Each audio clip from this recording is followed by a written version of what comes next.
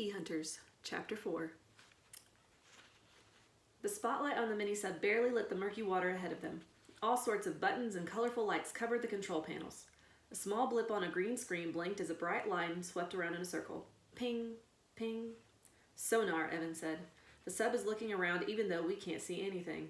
I hope it sees well enough, Cleo said. I'd hate to bang right into the Viper's hideout. After what seemed like hours, the sonar made a strange beeping noise. A peanut-shaped shadow appeared on the screen. Who'd have thought we'd find a giant peanut deep under the ocean, Cleo said. Evan pressed his face to the porthole. He could just make out two huge dark windows. And were those teeth? That's not a peanut, he said. The Viper's secret base is shaped like a skull. I'd rather it was a peanut, Cleo said. I'm allergic to peanuts, Evan said. Let's stick with skulls. The mini-subs moved closer to the base until they found themselves bumping against it. Automatic docking procedure initiating, a computer voice said. Well, that's good, Cleo said. I don't know the first thing about docking. But then the mini-sub made a hissing sound and they felt the grinding of metal. The sub lurched under them. That didn't sound right, Cleo said. Maybe the sub is as new at docking as we are to spy work. I'll look at the hatch, Evan said. He crawled to the back of the mini-sub.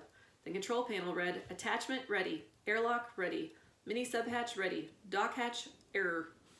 It's blinking red, Cleo said. Red is bad. Evan spun the wheel on the hatch. The mini-sub made another hissing noise and the door swung open. He ran his hand along the base's hatch.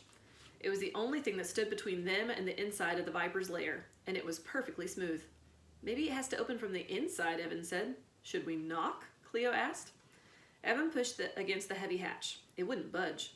He pressed the sub's control panel to see if it would unlock the door, but the red light kept blinking.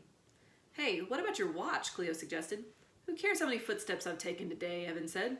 No, the laser, Cleo said. We could cut right through the door. Evan thought about it. If we do that, when we need to escape, we won't be able to detach without flooding this evil, skull-shaped secret base. Who cares, Cleo said. It's an evil, skull-shaped secret base. Good point, Evan said. He rolled up his sleeve and pointed his wrist at the base's hatch. He pressed the button. The green laser shot out. The metal sparked and it began to melt. It smells like cheese burning inside a toaster oven, Cleo said, while Evan worked the laser in a slow circle. Finally, a hunk of metal dropped into the mini-sub. Smoke rose from its edges. Let's go, Cleo said. She pushed past Evan and climbed through the hole into the secret base. Evan climbed in after her. See them climb through there? The hallways were round and lit by bright lights. Evan and Cleo ran as quietly as they could, passing doorways that led in different directions. Which way do we go? Cleo asked. Evan looked around. I have no idea. Halt!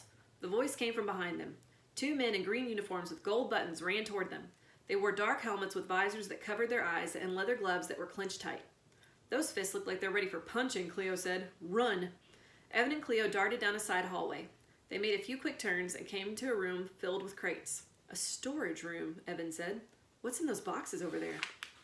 Cleo scanned the labels. Supplies, towels, toilet paper, bottled water, a few spools of twine.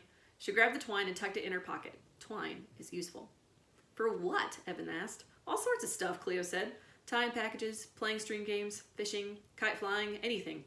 Are you planning on flying a kite today? Evan asked. You never know, Cleo said, looking through another crate. Ew. What? Evan said. Sardines and olive oil. Sardines are gross.